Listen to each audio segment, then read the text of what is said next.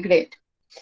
Um, Good afternoon, everybody. So today the topic for my session is gut health, immunity, and supplements.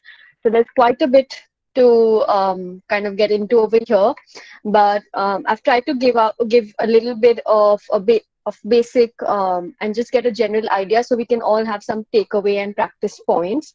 So without any delay, I'm just going to get started. So firstly, we'll talk about gut health. So, what exactly is the gut, and why is this important? So, our gut begins from where we swallow our food, so our food pipe, and it extends all the way down to the end of our intestine. So, it's a 9-meter long track.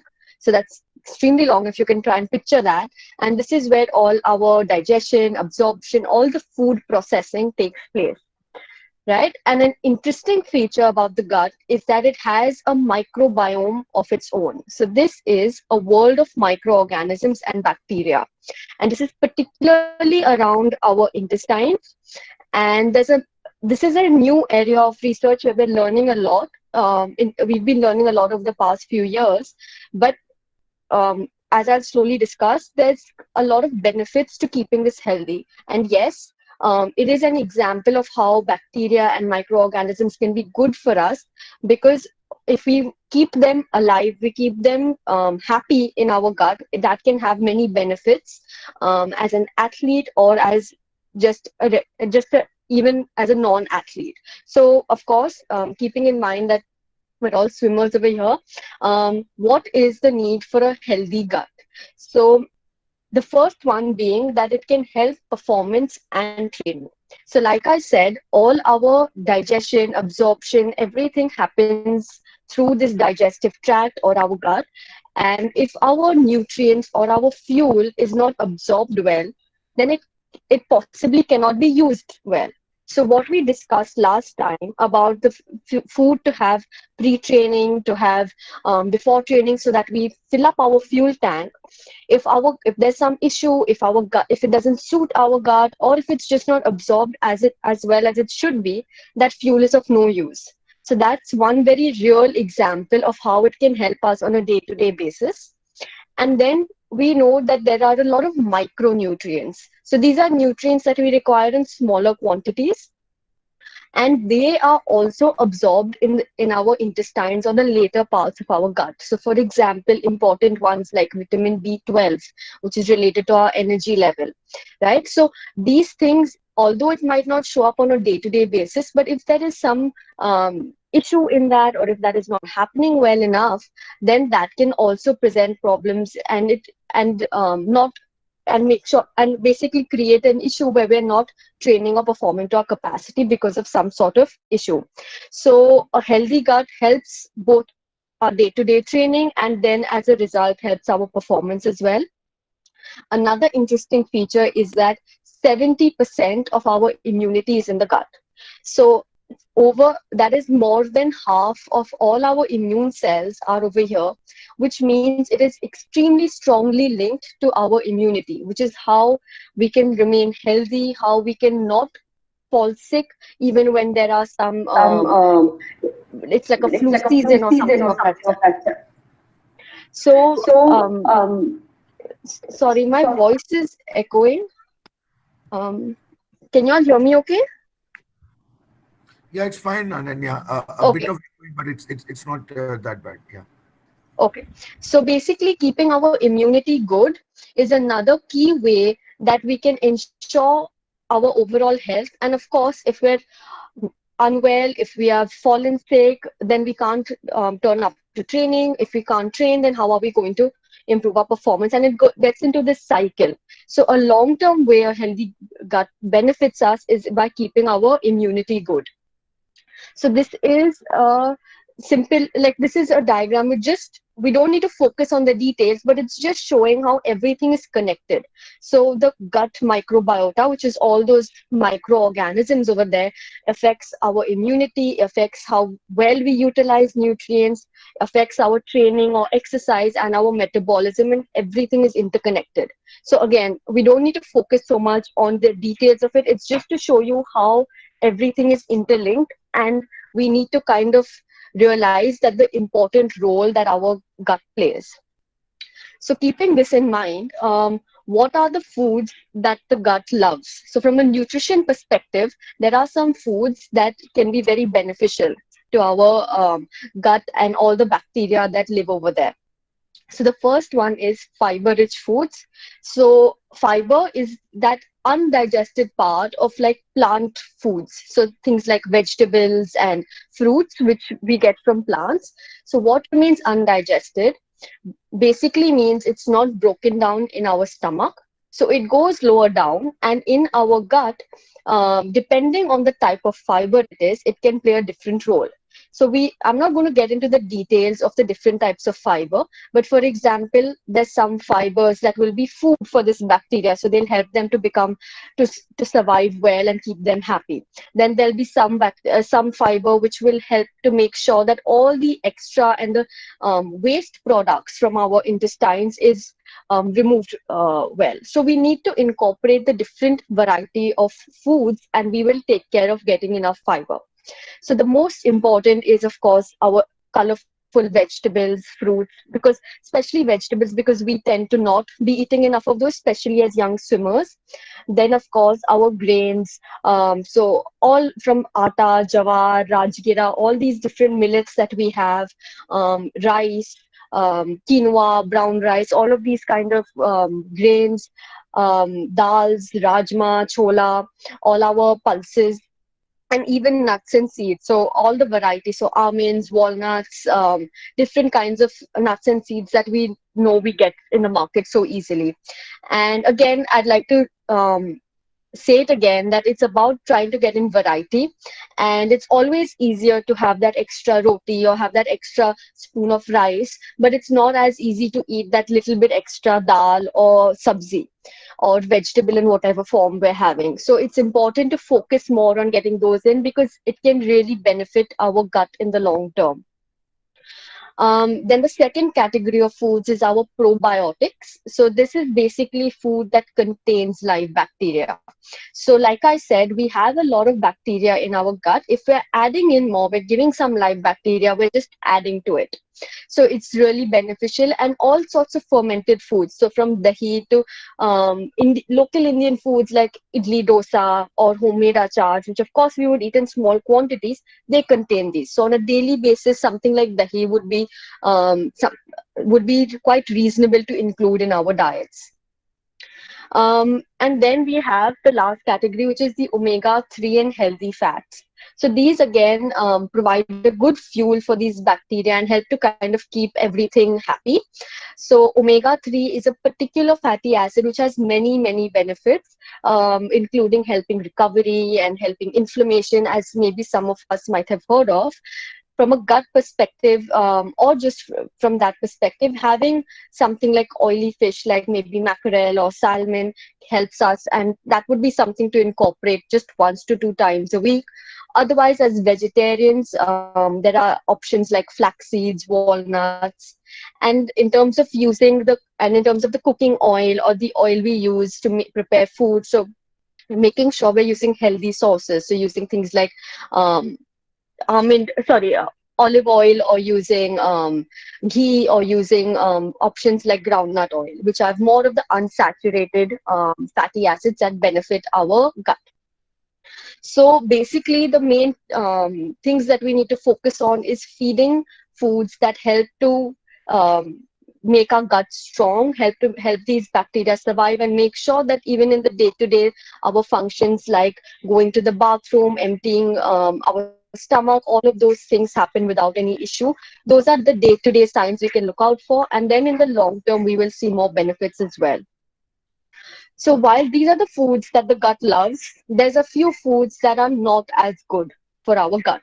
So these include foods which are high in sugar, high in salt, our refined, processed or junk foods, artificial sweeteners as well. So these are just a few examples. I'm sure we can think of many more, but a lot of our desserts, our pastries, chips, all of these kind of foods are what contain either one of these or maybe all of these. What's important is to remember that it's not about not including them. It's about making sure we prioritize our good foods. So we keep these as occasional, sometimes occurrences, and on a day-to-day basis, what we focus on is getting in the foods that are good for our gut. Just a second. Getting in the foods that are good for our gut, because these one time having it might not cause too much of an issue, but it's about when we're having them more regularly, and that kind of um, displaces. So if we're eating that extra biscuit, or we're having that extra bowl of, or we're having Maggie, what are we replacing often? We're replacing our regular food, which might be rich in veggies and dal, so like our regular meals. So it's about what we're also taking away. So instead, we keep these as occasional foods, enjoy them when we have them, and on a day-to-day basis, we do not we focus more and look at what we can include in terms of the foods that are good for our gut.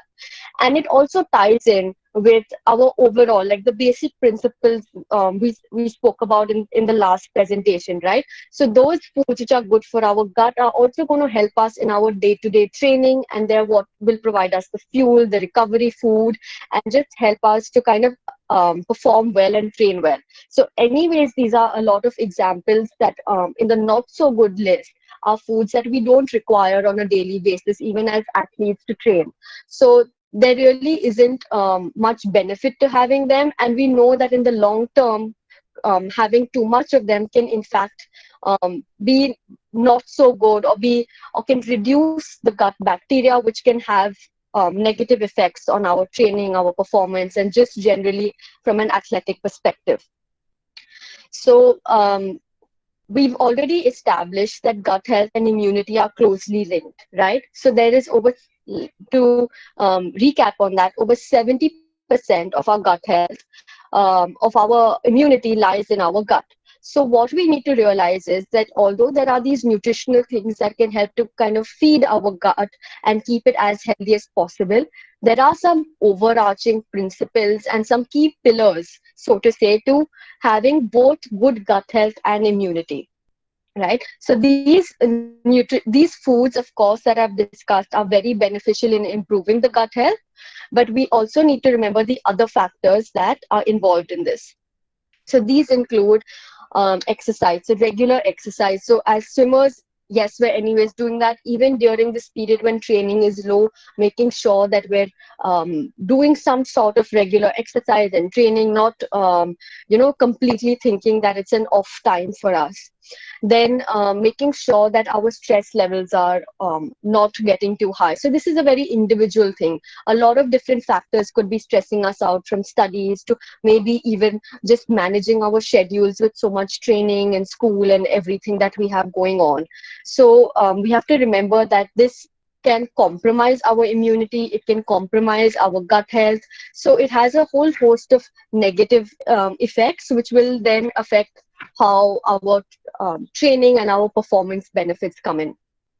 So what ties in with that is making sure that we get adequate sleep and we get adequate rest. So we've already spoken, like Chetna's already mentioned a lot of the benefits of sleep. So I'm not going to get back into that, but it is absolutely vital.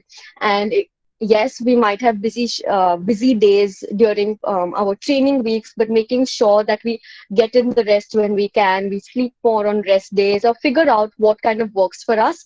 Because if these things are not in place, then no matter how much of paying attention to the little things we do, it's these are going to catch up. We can't keep playing that catch up game, right? So this is the bigger picture that we need to keep in mind. And lastly, this is particularly for our overall immunity. We need to eat enough to support our needs. While the foods are very important to improve our gut health in the long term, if we're not eating enough, if as an athlete I am underfueling, right, then there is my immunity is going to be compromised. There's no two ways about it. So we have to make sure that we're not under eating. And I know that sometimes we as swimmers struggle with that, especially when we have long training days and school, and it's just like we have to constantly eat in every break we get. But it is extremely important, and in terms of determining how much this is to work with our needs, that is something that is extremely individual and would require more understanding of the individual athlete's case. So this is not something I can say everybody requires this amount of food. So there comes in a lot of individuality in nutrition, and ideally it would be something that is tailored to the individual, but these are the general principles that we can all keep in mind. So keeping this bigger picture, keeping this at the back of our head, what are some of the specific foods and nutrients that now help immunity? So we've discussed gut health. We've seen how it ties up with immunity, and we've seen what are the broad overarching factors involved. Now let's look at some of the specific foods or nutrients that can kind of support our immune system. So the first one is our carbohydrate rich foods. So these are things like all our roti, rice, bread, fruits that basically contain the carbohydrate or the energy or fuel for our activity. So when we have strenuous exercise, so when we are working out, when we're training twice a day, we have those long days. Eating adequate carbohydrate helps the body to adapt to training. So we know that training creates a little bit of it basically it creates a little bit of a stress on the body, and the body needs to manage that and then become stronger. So eating adequate carbohydrates helps in that process. So this is something we very often forget. We will focus on the little things, but we have to eat enough carbohydrate. So this again ties in with what I was just saying on the previous slide. We have to be eating enough. We have to be fueling our workouts. We cannot be underfueled. So we cannot forget to eat enough of these energy rich foods, especially when we are working out or we're training 2 times a day, having those intense training sessions. This is going to help our body to adapt to the training, to make sure we get the maximum benefit out of the training. Again, when it comes to how much of the carbohydrate we need, this is something that is individualized, and it would depend on the individual athlete. Then comes the nutrients called as micronutrients, which we require in smaller quantities. So vitamin C, I'm sure many of us have heard of the benefits of this. And basically it can help to prevent infections like coughs and colds. Um, we do not need to have high doses of this, like a popping a pill of 500 milligrams or so, or on a daily basis. It's on a daily basis, incorporating the variety in food, having food from different food groups can help to make sure we're meeting most of our needs. And we always give the example of citrus fruits, but in fact a lot of other foods are higher in vitamin C. So things like avla, um, colored capsicums, guava. So these are some foods which are again good sources of vitamin C, incorporating them on a daily basis. So having them in our meals, having them pre-training, depending on the type of food, depending on the food example it is, can be beneficial. When we would need the higher doses would be when we feel that maybe we're going to be falling sick, or during a time where we are kind of undergoing more training, or in a time like now when it's a little bit of a flu is going around, and we need to keep our immunity. We need to make sure that we don't fall sick. In terms of having those high doses on a regular basis, one of the reasons why I do not recommend that is that there is evidence that it can blunt the training adaptation. So what we're working so hard for is that we adapt to the training, we become stronger out of it. This having Yeah. high doses of vitamin C can kind of blunt that natural adaptation that the body goes through. Then another important vitamin is vitamin D. So having a deficiency in this can increase our risk of infections. And the best source of this is the sun. So in situations like now when maybe we're not getting enough sun, or just generally, like because a lot of us tend to be deficient in this, the best way to assess is via a blood test, and that is absolutely necessary on a regular basis as an athlete, as again it has been mentioned in the previous presentations. And for this, a supplement would generally be advised, because that is the best way to make sure we have enough and make sure it can help our immunity as well as all the other benefits it has. Then some other nutrients are zinc. So this is again something we require in small quantities on a regular basis. And from the examples that there are, like things like chicken, um, different kinds of dals like masoor, our dairy products, if we just have foods from these different food groups, then we are kind of getting in enough for a day-to-day basis. It's when we have an infection that this can kind of help support our treatment and help make sure that we recover soon. And in these times, we would require a higher dose. So this is where we would go for something like a zinc lozenge, which is one of those pills that has that higher dose of it. On a regular basis, again, I repeat, having different foods and having some of these sources, which anyways as an athlete are very useful foods for us, we can make sure we're meeting our needs to support our immune system. Then we know we've heard about iron. Someone even asked me about this in the last presentation. So it's extremely important Okay. and it helps us to kind of make sure our blood cells are able to be made in the body. So it is required for immune function. And this is again something that we can test our levels of. So via a blood test. And that again is recommended on a regular basis so that we know where we are, because increasing iron levels does not happen overnight. It's something we need to maintain because even other than immunity, we need it for our adequate energy levels and for our training on a day-to-day basis and all the other benefits it has. So the best sources are things like red meat or chicken and or fish and meat. We again get this from some leafy vegetables, dal. So having again variety in our food groups, having variety in our food can help to make sure we're getting enough. If we're somebody who usually has low iron, then we would go towards a supplement, but that's not the first line of defense. So again, this is something that I recommend we track or we kind of check. It's one of the important blood markers to check regularly and make sure it's always high or always adequate, because just increasing it overnight is not going to help boost the iron levels drastically. Lastly, we have probiotics. So, like I mentioned, these are foods that are good for the gut. They have those live bacteria. And there is new evidence to suggest that this can also help to prevent and manage infections. So, incorporating the foods like the dahi or having fermented foods, which we have a lot of local examples of in Indian foods, so like our idli dosa, can help to kind of give these on a regular basis. And it's particularly recommended in athletes when we're traveling, and which is not not predicted for a while just now, but it's just some knowledge. It's something I thought I would share, that when we're traveling or something is when we might go for a dose or a supplement of probiotics to kind of make sure that the immune system is not compromised, because travel is a big stressor and it can compromise the immune system. So these are some of the specific foods and nutrients that can support the immune system.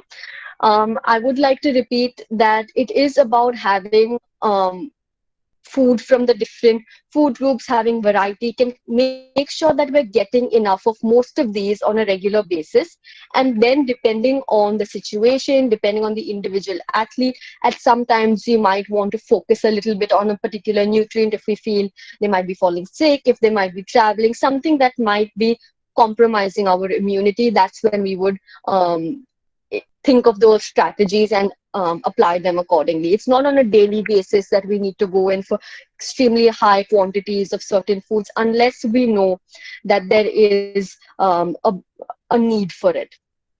And in addition to this, we can, of course, include our anti-inflammatory foods or our herbs and spices, so things like haldi, ginger, which again is used a lot in our Indian cooking. So definitely these are the things that can also keep the immunity up and boost it and support it on a regular basis. So we must make sure to include them as well.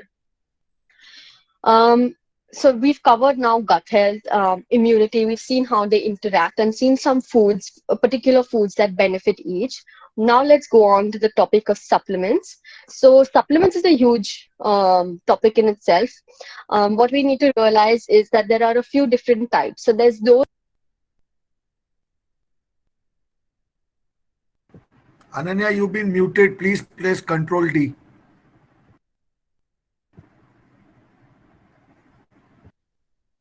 Yeah, it's So, fine now. great. So supplements are there are a few types. So there's those that we need for maybe a nutritional deficiency or a medical need. So things like vitamin D, which I spoke about, we would need to check the blood levels of, or iron, which again we can test regularly, B12, calcium. So these we would never self-medicate. It's always about checking our levels, which we can do in an organized manner, do it regularly rather than just doing a whole host of tests we don't require. So there's some more which we require, some which we require less frequently. So working and kind of doing it in an organized manner is always beneficial, and always check with a professional, so our local doctors or a dietitian before we supplement these any of these micronutrients. And then we've got the sports foods and performance supplements. So these are those that you would use in more for the specific sporting scenarios or to help boost performance. So performance supplements are also sometimes called ergogenic aids. I thought I would just introduce that name to us, but we don't need to worry too much about the names. So I'm going to be speaking more on the sports foods and performance supplements because that's very relevant to us as athletes. So this is a refresher again from my last presentation, where we have to remember that the sports foods and supplements come on top of the pyramid, not at the bottom. So they are, after we've got our basics, our balanced diet in place, that's when we add these on. And that is a scientific approach to improving performance and to the whole principles of sports nutrition. So remember the analogy I had used where we build our cake. Once our cake is ready, we then start decorating it. We add in the sprinkles, we add in the icing and make it and kind of give it that extra edge. So that's what the sports supplements and the performance supplements do. Before we go into any of the particular supplements, the basics that we must understand is that we always have to ask these three questions before taking any supplement. Is it safe? Is it legal? And does it work? Right? So these are of primary importance. Is it safe? So we need to check this before providing the supplement. There is cases, I'm sure many of us have heard or are familiar with the term doping, or kind of being caught with un like with banned substances. So these very often come in through supplements, and we might not even know that they're there in it. That is why we need to check what we are having. We are responsible for what we put in our body, nobody else's, and it's never an excuse that we didn't know what was in the supplement. So to make this a little easier for us, there are organizations that comply with the WADA, so the World Anti-Doping Agency's list of banned substances, and release their lists of supplements that are of low risk. So these supplements have been tested in a manner which is called third party tested, so basically anonymously tested. So they are of low risk and they're safer options to have.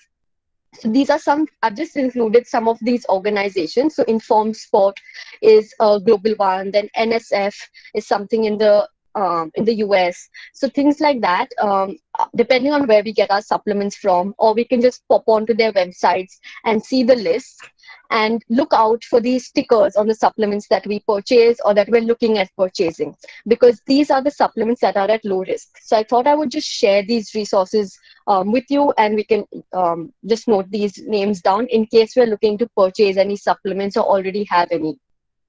Another example is the ASADA, which is the Australian Sports Anti-Doping Authority. So this even has an app, so a mobile app, which we can download and check for certain supplements whether they're safe or not. So this might, because it's Australian, it might not have all the supplements we're using, but it's kind of about where individually we're getting our supplements from, what we can work with. These are just some starting points, but definitely anything we use must be checked, or we must know that it is at low risk, and these are some stickers of approval that we can get for that. So we make sure that it's safe and it's something that is legal to pay. And then we look at, does it work? So in terms of does it work, one of the most common questions is about protein powders. And basically, we have different types of protein powders in the market now. So we have the whey proteins, we have the vegan proteins. Essentially, all of them provide protein. And we've already discussed what the benefit of this is. So especially in that post-training period or and distributing it throughout the day, protein is something that we need to be consuming as per our need, and we need to be distributing it throughout the day as an athlete. And the most important thing to remember is it's just protein, and to make it into a powder, there might be a little bit of sugar or some other substances added, but it's a pure concentrated protein form. So it has a few advantages in that it is, of course, convenient. You don't need to prepare much. You just kind of add a scoop to some food, or you add it to water, and it's got a complete protein, so it's a high biological value protein. So again, remember how we've seen the different kinds of proteins, and how there's the meat examples, the vegetarian examples, and when it's vegetarian, we would like to pair them up. So versus the meats have the complete protein in them. So this is again a complete protein option. Especially, so these are more for the whey protein. Vegan protein, we would need to read the label and make sure it's a good example of that.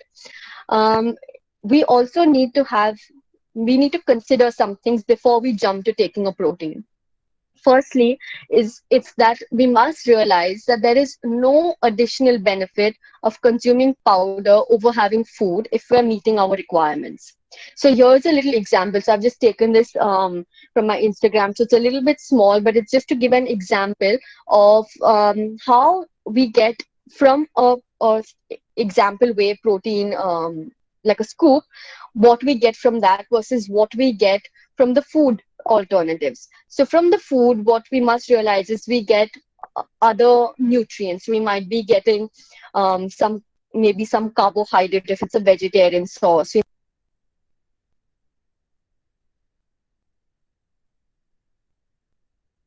Ananya, you're muted again. Please press Control D.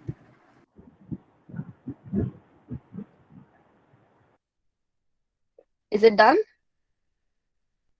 It's fine. So from Yeah.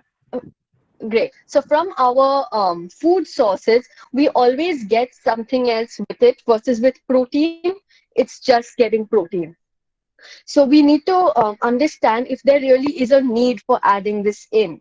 Because if we can meet our requirements from our food, then there's nothing like it. Like I said earlier, there are so many things that we get from the different foods, and it's going to have different benefits. We'll meet our needs for our overall nutrition. We'll meet our needs for the nutrients we require in small quantities. It could be something which is fiber rich and benefiting our gut bacteria as well. So, of course, food is always prioritized. There's also the aspect of individual tolerance. So sometimes some of us may not be able to digest the protein easily. It might cause some kind of discomfort, bloating. So then, of course, we would not recommend that. We would maybe look for an alternative if we really require a protein powder, or we would not use it at all if we can have it from food. And we need to consider the cost. It's always more expensive to go for a protein powder than to have the food options. So these are some things we must consider before we jump to having a protein. And yes, it is a safe supplement in terms that we know that it works, it provides protein, that's what it's doing, and it is very convenient. There's many advantages to it, but do we really need it? Especially for our younger athletes, when we're at a more developing age, it is not recommended. It's when we get older that we might require it, and that's when we would still need to think about these questions before jumping the gun and purchasing or starting to consume it. Then we have our sports foods, like sports gels, sports drinks. So again, we spoke a little bit about hydration in the last presentation, and we saw how there are some drinks which provide energy and electrolytes. And we also get these in gel form, so which is a less liquid form, so you can have it fast, and it provides So it becomes a more concentrated source of energy. And it's often used maybe just before an event or during back-to-back events, or just sipping it in between on race day, or even during training, having some of our sports drinks. So the advantages are that it's convenient, it's pre-formulated, it's got a good ratio of electrolytes and giving us what the body needs. And the considerations are, again, individual tolerance. So everything might not suit everybody, and on a race day, on a competition day, is never the day to try something new. You always need to trial it before, during training, during practice, see that it works for us, see that it suits us, and then try it on race day. So sometimes even our gut needs to be trained that this is when we're going to, like, for example, we're going to have this piece of food just before entering the race. So our gut gets used to it. It might not suit it, maybe it suits it partially. So this is again where working with somebody will help to provide guidance, but we do need to do that little bit of training to make sure that it works for us. And then there's, of course, the considerations of hydration itself, which we spoke about last time. So things like how long is the exercise, how intense is it, how much does the athlete sweat. So these are things you would consider before picking whether we need a sports drink, which sports drink do we need, when do we need to give it. So there's a lot of different and um, small factors to consider. And again, there's a cost. So often there are alternatives in terms of things we can prepare at home, or foods that we can give, like giving a dry fruit, like a date or something just before for some carbohydrate, versus giving a gel. So there's a cost aspect as well to it, which we need to consider. So again, these are definitely, in terms of do they work, they do work. What we need to think of is, when are they required, and do we require them? Because yes, there are a lot of supplements available. There's a lot of different formulations available, but which one do we need? Do we need it at all? So these are some of the things that we can think about before deciding that. Then it comes to our performance supplements. So these are those supplements that have are known to benefit our performance, to give us that little bit of edge, to maybe improve certain aspects, to boost our performance in some way. So there's a few, these four supplements listed here are the evidence-based supplements. There's a lot of supplements available on the market. These are the ones that have evidence to support, yes, they work. So these include creatine, caffeine, nitrates, beta-alanine, right? And I know that this is something that we can, again, there's a lot of detail into each of these, but I've just included a brief overview of each of them. So creatine can help in things like building power and strength. Caffeine is a stimulant, so having that maybe before a race. Nitrates can delay our time to exhaustion. So maybe we can feel like we can work more. Beta-alanine can delay the fatigue, so that lactate that tends to build up in short events, it can delay that building up. So these are very, very brief overviews of just basically what these supplements do. What's important to realize is that these four are the main evidence-based supplements. We would only work towards incorporating these when we have our basics, our balanced diet in place. Of course, age is another consideration. This is something more for our more senior athletes, are more athletes who are focused more on now improving performance. If we have things that we need to work on before that, we work on those first. And with these, we still need to consider things like the safety, which I spoke about earlier, whether we really need them, how do we take them if we do need them. So when do we give it? How much do we give?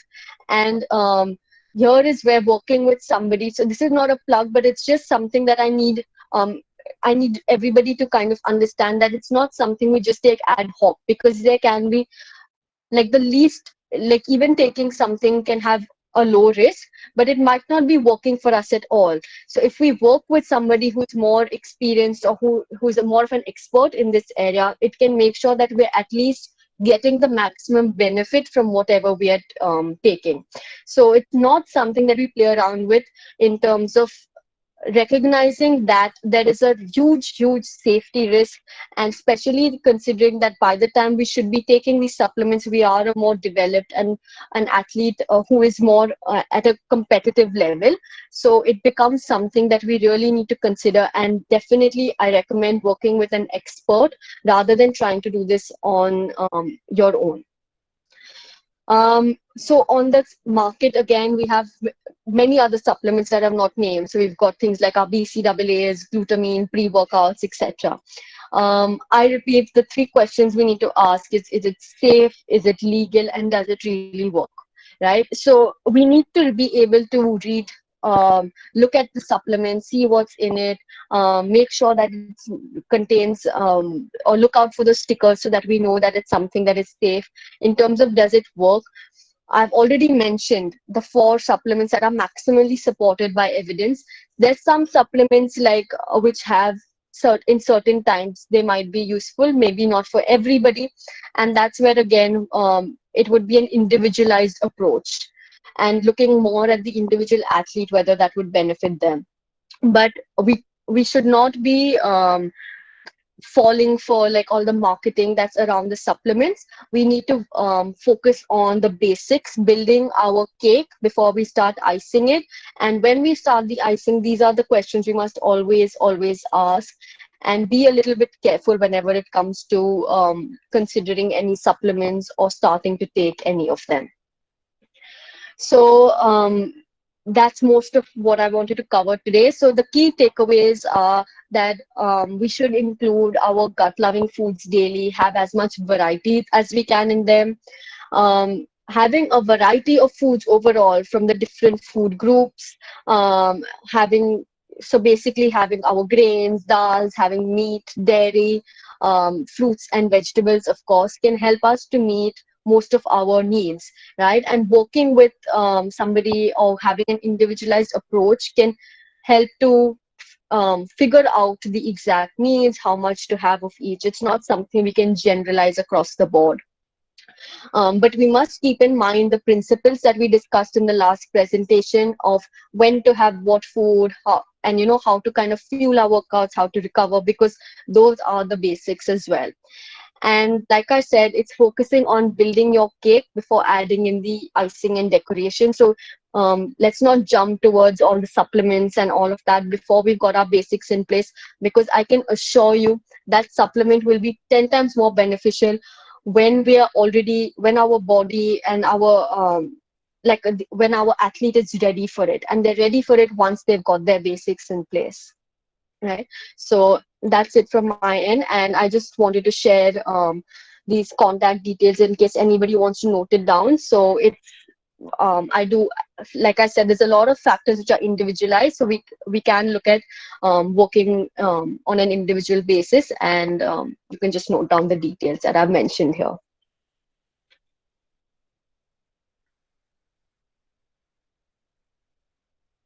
So any Ananya, you can questions? check.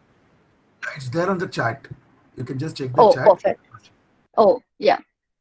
I'll just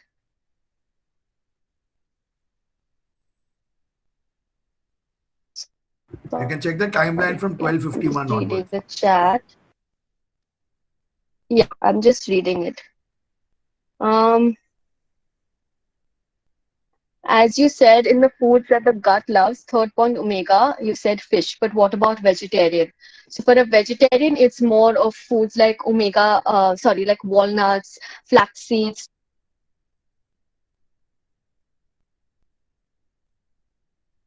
You're muted again. Please control D.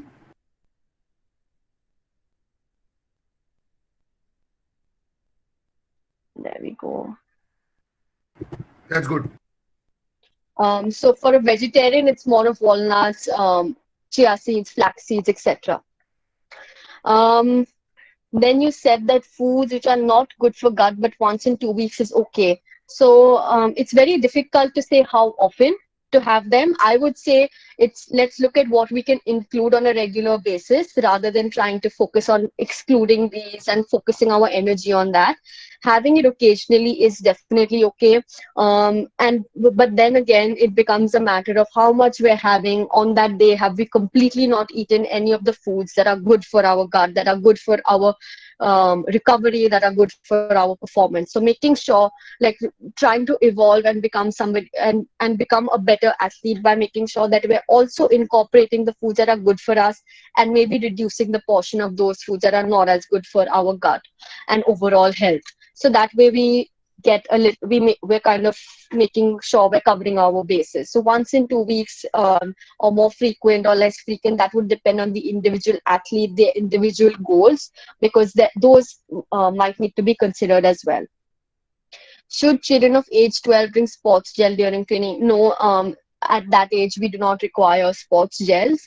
We can definitely have foods, or we can drink sports, we can have homemade sports drinks like just nimbu pani with some jaggery or sugar in it, and that would be enough. And making sure that we have things like our quick release carbs that I spoke about in the earlier presentation. So having things like dry fruits like dates and anjeers, maybe fresh fruit like banana, depending on how much time we have in between races or in between our training session if we tend to require some extra energy. What is the best time to have a protein drink? Is it most beneficial after a workout? And do we have a protein drink only when we work out? As also heard, it could cause damage to body if not flushed out properly. So, in terms of the best time to have a protein drink, it is usually a good time is to have it post workout. But like I said in the last presentation, we need to distribute. Yeah. So like I said in the last presentation, we need to distribute our protein throughout the day. It's not, so if we're having too much of protein after our workout but not having it at any other times, that's not going to be as beneficial as distributing it throughout the day. So that becomes another thing to consider. Do we have it only when we work out? That depends on, are we getting in enough protein on days that we don't work out? So usually if our meals all have some protein rich food, then we can use that to meet our needs. So then we only have the drinks when we work out. But if we're not, for some reason, able to meet our protein needs, even on our rest days where we maybe are not able to incorporate those foods, we might need to have a protein drink. This would again depend on individual goals, individual requirements. So it's quite a nuanced thing. But I would just like to mention, it's great to have it after a workout. That's an ideal time, but sometimes it may be required on other days as well. And it does not cause damage to the body if not flushed out properly. That's just a myth. It is safe to have unless we have some predisposed conditions such as any issues related to the kidney or something like that. How much protein is required per kg body weight when athlete is heavily training and when not training very heavily, like in today's times? So for our athletes who are training heavily, it's usually in the range of 1.6 to 2.2 kilos, 2.2 grams per kilo body weight in the heavy training periods. When we're not training as heavily, we might drop it down to the lower range. So going towards 1.6, or maybe dropping it further to between 1.4 to 1.6 grams per kilo. So again, this would be like, do we have any specific goals that we're working on during this time? Is there any particular like needs of the athlete? Then we might adjust that further. These are just the general guideline. What is the ideal age to begin with supplements? So supplements are not something that we have an ideal age for. Ideally, like I said, even the supplements that we choose need to be low risk. The safest thing is to not have any supplements, but very often it does become required. So we try to delay that as further as we can, because we cannot replicate the benefits of food in a supplement form. It's more as a need basis when we realize we require it, and we would need we would only recommend it when the athlete is developed to a certain extent, and we would wait till at least them being a teenager, and each athlete develops differently as well, so there is no fixed age for this. Can we incorporate beetroot juice in pre or post workout? Is beetroot beneficial? So yes, beetroot is beneficial. So I mentioned in the evidence-based supplements we have nitrates. So beetroot is a source of these, and these basically help to kind of open up our blood vessels, and that makes sure that the oxygen is reaching well. So during training, it helps to kind of make sure that our oxygen or our cardiovascular strength is working well. So it would be a good thing to have pre-workout, and we would need to consider things like the quantity. So making sure we're having a good quantity of it, at least around 100 to 150 grams of beetroot that's been juiced. Having that before workout would help in this aspect of it. Does protein should be used during lockdown period also? I think I might have already answered this in another way. It would depend on the individual athlete. I'm not sure if they have been having protein during their sessions. What are their requirements during this period? Do they need to focus on maintaining things like maybe their body composition or something of that sort? Then it might be required. Is it necessary? Probably not. We can probably get it from food, but given that for some of us, getting certain foods might also be a little bit difficult during this time, and the protein might become a convenient way to the protein powder might become a convenient way to overcome that while still meeting our needs. So it's an individual thing. I can't recommend it. I can't answer it off the back without knowing the individual athlete. If we can go without it, that is ideal. If it's required, maybe we do need to incorporate it. So how many times do swimmers have to check these levels? So definitely at least 2 times a year. And then in case we know that, for example, the iron levels are low, then might need to check that more often if we've incorporated maybe some supplements or some foods to kind of improve that. So to start out with, at least 2 times a year. Glutamine is very good for recovery and immunity, so it's okay to include in daily diet even in this time when not training so much. Yes, so glutamine can benefit recovery and immunity. What we must realize is that glutamine is an individual amino acid. So amino acid is what our proteins are made up of. So usually we find that, very often rather, we find that when we're eating enough protein, these supplements like glutamine are not as beneficial. So I would also look at making sure that we're getting in enough protein, because then we might find this is not required. And if we need to take less supplements, that's always what I look at as a positive, because we're putting less of these powders or pills in our body. But yeah, it's absolutely okay to have in this time if we're anyways used to it, if we know it is of benefit, if it works for us as an individual athlete. And considering we're not training as much, it would be more for the immune perspective. And for that, it's important to remember the bigger picture as well, rather than just focusing on all the little details. So glutamine can be beneficial. It's a little bit of conflicting evidence for the immunity aspect. Like I said, if we're meeting our overall energy needs, meeting our protein needs, then it's found to not be as beneficial. So I would look at that aspect as well.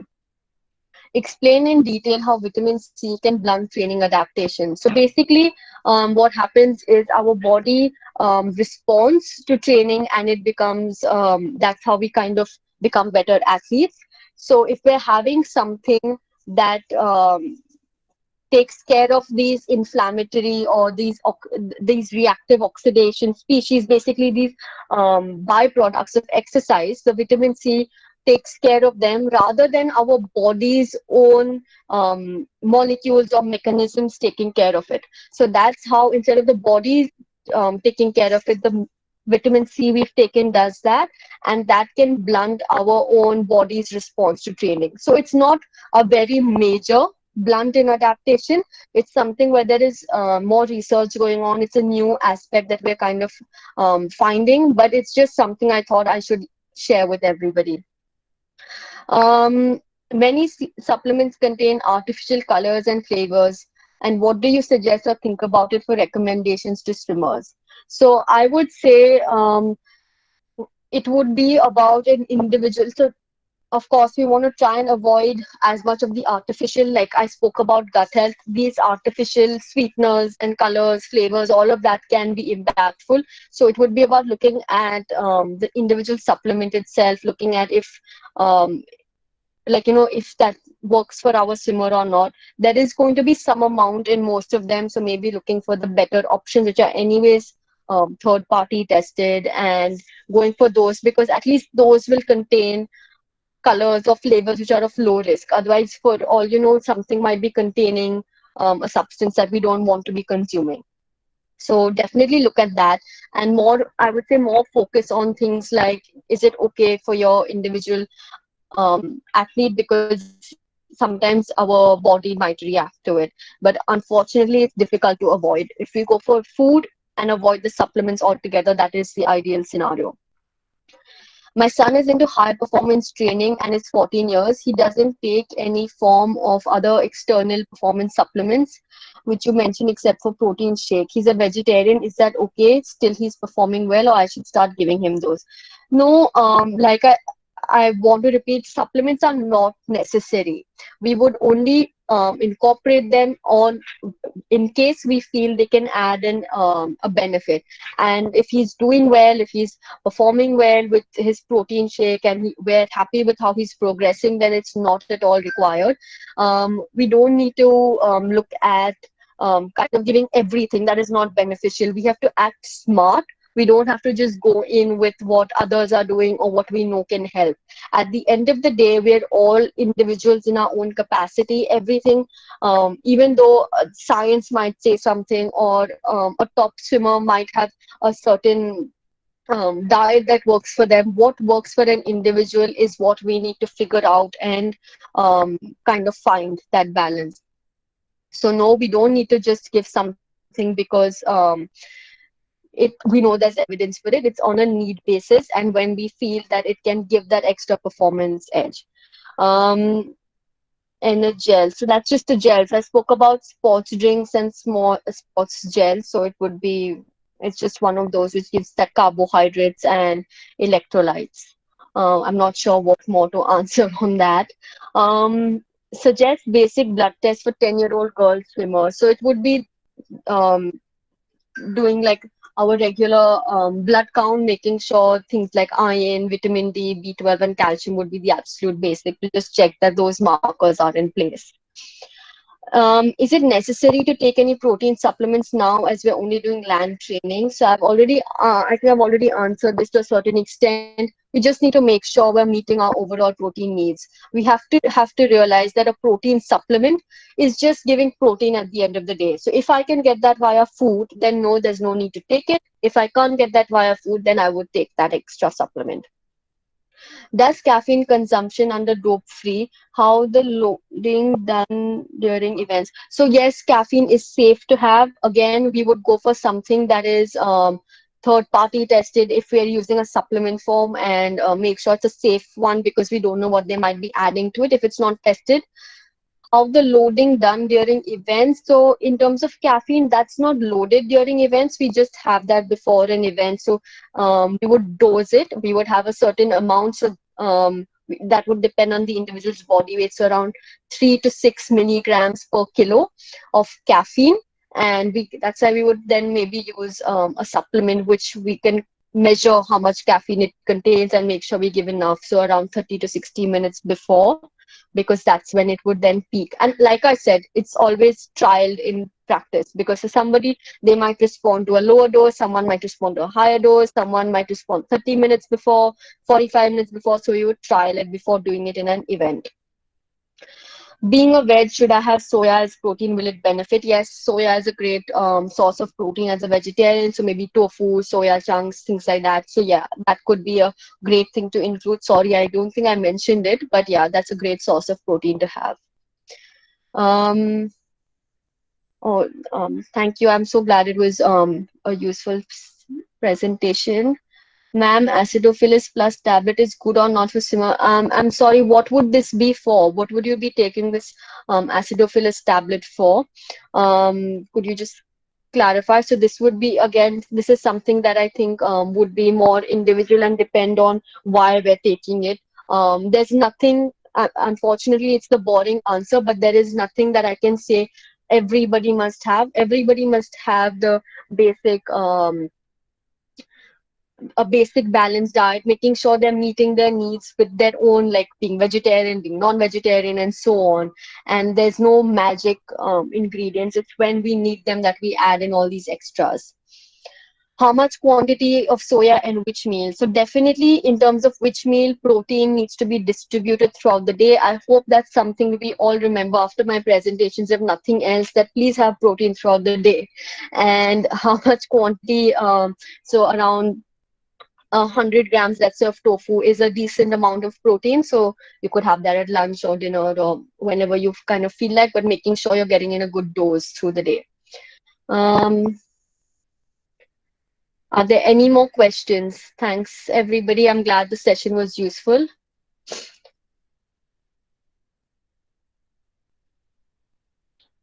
Thank you, everybody. I've tried to make sure everyone's taken away something, so I hope everybody has.